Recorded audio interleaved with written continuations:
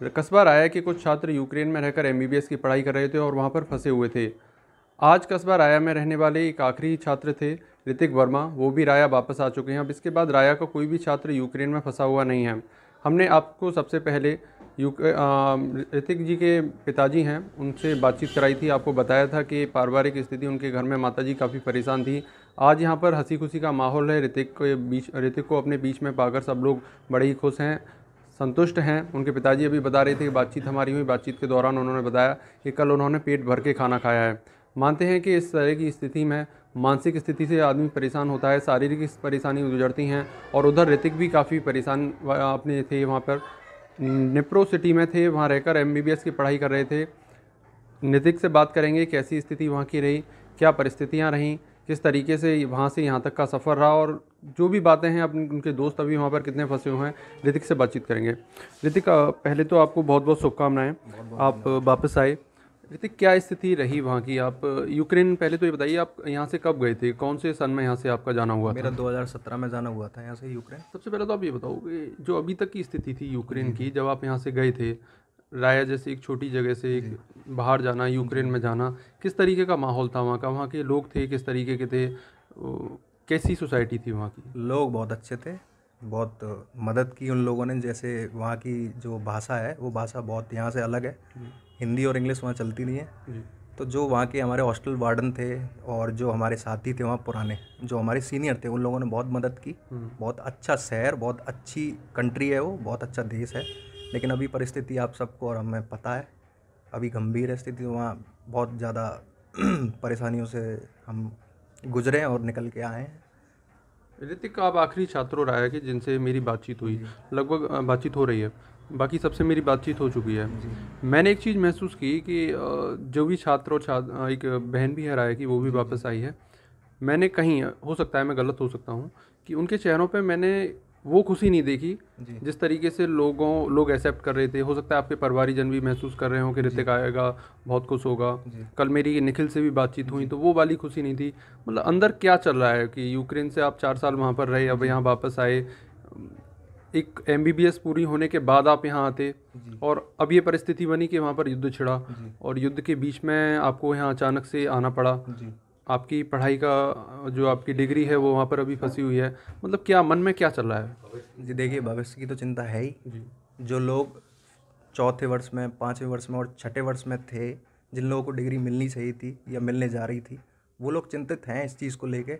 हमारी केंद्र सरकार से, हमारी इंडियन गवर्नमेंट से दरख्वास्त है कि इस चीज़ के लिए थोड़ा सा कुछ प्रावधान लेके आए, जिससे हमें जितने भी छात्र हैं, हम ही नहीं, हमारे शहर के ही नहीं, जितने इंडियन स्टूडेंट हैं, जितने भी पूरे देश भर के स्टूडेंट हैं, उनके भविष्य को लेकर के थोड़ी सी चिंता होनी चाहिए और कुछ प्रावधान करने चाहिए स्टूडेंट के लिए। इस मांग में आपने, ठीक है, आपने मांग जायज़ रखी, और मैंने इस बात को रखा भी है। पहले भी और लोगों से मेरी बात हुई कि इंडियन गवर्नमेंट को आपकी डिग्री के लिए कुछ करना चाहिए। लेकिन मेरा वो सवाल था वो कहीं दब गया।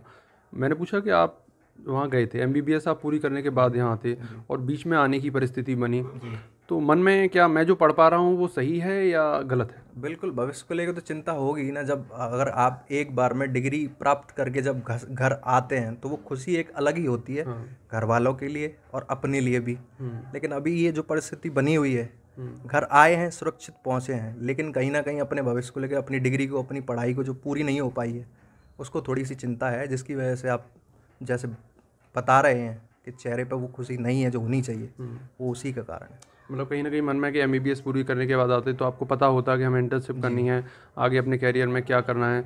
अभी आपको ये नहीं पता कि आने वाले अब 1 महीने में, 2 महीने में आपको घर रह के क्या करना है, क्योंकि वहाँ पढ़ाई आपकी जो वहीं रुक गई है। अब यहाँ पे आगे अभी कुछ ऐसा पढ़ाई कंटिन्यू हो नहीं सकती, तो अभी आपको ये समझ में नहीं आ पा रहा है कि अभी यहाँ रह के क्या करना है। जी बिल्कुल, तो वो तो है ही। अब क्या ही कर सकते हैं, परिस्थितियाँ ऐसी हैं। पर सरकार से दरख्वास्त है ही, आपके माध्यम से, आपके टीवी चैनल के माध्यम से। आपके दोस्त वगैरह वहाँ पर अभी और फंसे हुए हैं कुछ लोग? मेरे सारे दोस्त और मेरी यूनिवर्सिटी के जितने भी लोग थे जो इंडियन स्टूडेंट थे, वो सब आ चुके हैं, या फिर कल तक वो दिल्ली में पहुँच जाएंगे। अच्छा, इस बीच में और भी कई सारी, जैसे अभी मैं आपसे थोड़ी देर पहले बात कर रहा था, वो बातें चल रही हैं कि लोग वहाँ पर फंसे हुए हैं। यूनिवर्सिटी ने, कुछ लोगों का कहना है कि यूनिवर्सिटी ने सपोर्ट नहीं किया। पहले ये बातें चल रही थी आप लोगों के आने से पहले कि यूनिवर्सिटी वहाँ पे ज़बरदस्ती लोगों छात्रों को रोक रही है, उनसे कह रही है कि आपके अभी ऐसा कुछ नहीं होना, सेमेस्टर अभी रह गया है, या क्लासेज ऑनलाइन क्लास होनी है, दो आपकी शायद इसी महीने में क्लास होनी थी, पेपर्स होने थे, पेपर होने, आप लोग मत जाइए। उस सब का क्या यूनिवर्सिटी कहीं गलत थी या कोई उसकी मजबूरी थी? देखिए, यूनिवर्सिटी कहीं गलत नहीं थी, ना उसकी मजबूरी थी। अब ये तो आप भी जानते हैं, परिस्थितियाँ कब चेंज हो जाती हैं या परिस्थितियाँ कब बदल जाती हैं, किसी को पता नहीं रहता है। हालांकि 18 फरवरी तक स्थितियाँ इतनी गंभीर नहीं हुई थी कि सब लोगों को देश छोड़ के जाना पड़े। ये किसी को पता नहीं होता है पहले से कि हालात इतने गंभीर हो जाएंगे। इसलिए यूनिवर्सिटी हौसला बनाए रखने के लिए कि छात्रों का हौसला ना टूटे या फिर पैनिक ना फैले, इस वजह से यूनिवर्सिटी थोड़ा सा ढांढस बंधाई थी सब लोगों को, स्टूडेंट्स को। जी। तो यूनिवर्सिटी ने ढांढस बताया, और अभी भी आपको उम्मीद है कि यूनिवर्सिटी शायद कुछ करेगी और आपकी डिग्री वगैरह जो है वो लोगों को वापस मिलेंगी? बिल्कुल करेगी सर। अच्छा, वहाँ से जब आप वापस आए, आपने बॉर्डर तक का सफ़र किया, शहर में क्या स्थिति थी? जो शहर रास्ते में पड़ रहे थे वहाँ पर, अभी इस समय जब आप आए आपने देखा, क्योंकि आप सबसे बाद में आए हैं, जो लोग शुरू में आगे हो सकता है उन्हें वो चीज़ें नहीं नज़र आई हों, लेकिन हम लोग यहाँ पे से टीवी पे जो देख रहे हैं, वहाँ शहरों में क्या स्थिति थी? आप लगातार सफ़र, आपने पूरी रात का सफ़र किया, आप दूसरे दिन सुबह बॉर्डर तक पहुँचे, तो कहीं हमले हो रहे थे लगातार, तो कहीं ऐसा डर मन में बना हुआ था? या आसपास के शहर, जो एक आप बता रहे हैं कि बड़ा खुशहाल शहर था, बड़ा खुशहाल देश था, तो वहाँ क्या स्थिति थी इस समय? जी, स्थिति तो बहुत ख़राब थी। हम लोग सो नहीं पाए थे जब हम लोगों ने अपना सफ़र तय किया दनिप्रो से बॉर्डर तक की क्रॉसिंग के लिए। तो रात में जब बसें चलती थी तो सारे जागे रहते थे, कोई सो नहीं पाया था। हम 18 घंटे में बॉर्डर क्रॉस किया था, बॉर्डर पहुँचे थे हम लोग। जो सिटी थी जो बीच में पड़ी थी, जैसा आप पूछ रहे हैं, तो वहाँ पहले, ये स्थिति से पहले बहुत चहल पहल रहती थी। लोग बाग रात में वीकेंड्स के टाइम में निकलते थे रातों में, लेकिन अभी ऐसा कुछ है नहीं। चेक पोस्ट मिलिट्री के वहाँ पे लगे हुए हैं, काफ़ी मुस्तैदी से सारे जवान वहाँ पे तैनात हैं, सब चेकिंग हो रही है। तो हम इससे पहले 4 सालों में कभी जहाँ पर रहे उस शहर में या आसपास कहीं मिलिट्री को देखा था? नहीं, ऐसा कुछ नहीं था पहले। केवल पुलिस रहती थी? सिर्फ पुलिस रहती थी, जो बॉर्डर पुलिस होती है। माहौल क्या है? जो 4-5 साल से लोग, छात्र वहाँ पर रह रहे थे बिना किसी डर के, वहाँ अचानक से ऐसा क्या हुआ? उन देशों के बीच जो परिस्थिति पैदा हुई, लेकिन इस सब के बीच में एक मैसेज मैंने तो समझा, कहीं भी सिविलियंस को परेशान नहीं किया जा रहा। अभी भी सिविलियंस लोग बड़े आराम से, अपने जो छात्र थे वो लोग आए हैं। मन में डर था कि हाँ हमला हो सकता है, लेकिन ऊपर से जो हमला होगा उसे नहीं पता कि वो सिविलियंस पे जाके गिरेगा, कोई भी बम है या गोली है, या वहाँ के नागरिक पे गिरेगा। लेकिन टारगेट शायद वहाँ पे किसी को नहीं किया जा रहा है। अभी जब मैं यहाँ राया में आया था, संजय वर्मा जी के पास आया, तो यहाँ पर स्वर्णकार समाज के कुछ लोग थे, वो उनके बेटे ऋतिक का स्वागत करने के लिए पहुँचे थे। तो उन तक पहुँचने से पहले एक बाइट संजय पूछेंगे कि उस दिन बात हुई थी और आज की बातचीत किस तरीके से देख रहे हैं।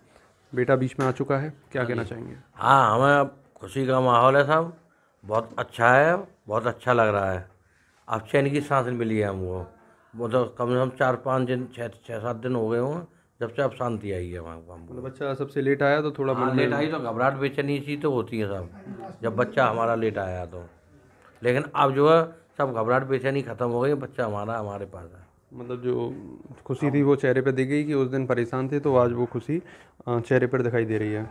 स्वर्णकार समाज के लोग हैं, उनसे बात करूंगा। हमारे राय के एक प्रमुख स्वर्णकार जी हैं, उनसे बात करेंगे कि किस तरीके से आपने देखा, सारी बातें हुई, क्या रहा? पिछले आप भी सामाजिक तौर पर भी एक्टिव हैं आज, तो इस सब के बीच में क्या चल रहा है? मन आपकी सोच क्या कहती है?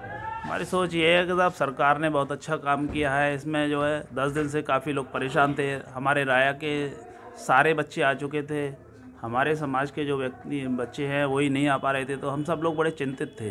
डॉक्टर साहब से कई बार मुलाकात हुई, वो भी काफ़ी परेशान थे। वो कह रहे थे मेरे को खाना अच्छा नहीं लग रहा है। सारे लोग आते थे, उनको ढाढ़स बताते थे, कहते थे आप चिंता ना करें। और भारत सरकार के सहयोग से आज कल हमारा बच्चा ही वापस आ चुका है, उसके लिए हम बहुत बहुत धन्यवाद देते हैं। बहुत खुश हैं समाज के सारे लोग, उनका बहुत बहुत आभार व्यक्त करते हैं। यहाँ पर पहुंचकर स्वागत किया है। उनके पिताजी से लगातार ये लोग संपर्क में थे, और स्वर्णकार समाज के अलावा भी राया के सभी लोग, अन्य लोग भी उनसे संपर्क में थे। मेरी फ़ोन से लगातार रोज़ उनसे बातचीत होती थी। ऋतिक के बारे में मैं लगातार उनसे बातचीत करता रहता था। और जो लोग राया में छात्र राया में नहीं पहुंचे थे, उनके परिवारीजनों से भी मेरी लगातार बात हो रही थी। और मैंने अपने चैनल के माध्यम से उनके परिवारों से और उन जो छात्र वापस आए हैं उनसे भी आपको रूबरू करवाया। तो इस तरीके से एकमात्र छात्र ऋतिक वर्मा जी जो रह गए थे राया में वापस आने से, वो भी राया वापस आ चुके हैं। उम्मीद हम यही करेंगे कि आगे आने वाले दिनों में ये जो घमासान चल रहा है ये सब शांत हो, छात्रों का भविष्य है वो उज्जवल रहे, सुरक्षित रहे। इसके लिए बहुत आवश्यक है कि ये सब चीज़ें शांत हों। जो यूक्रेन शहर था, जैसे ऋतिक ने बताया, एक बड़ा ही खुशहाल शहर था, वो अपनी पटरी पर फिर वापस आ पाए, वहाँ के लोगों की ज़िंदगी पटरी पर वापस आ पाए। और जिन छात्रों का भविष्य अभी अधर में लटका हुआ है, सरकार कुछ ऐसी व्यवस्था करे कि उनके भविष्य को लेकर कि आगे आने वाले दिनों में वो डॉक्टर बनके लोगों को अपनी सुविधाएं दे पाएँ, लोगों का दुख दर्द है उसे कम कर पाएँ। यही हमारी सरकार से भी गुजारिश है और ईश्वर से भी शायद हम लोग और आप सब लोग भी वही प्रार्थना करेंगे। राया से आयरन टीवी के लिए मोहित गौड़, नमस्कार।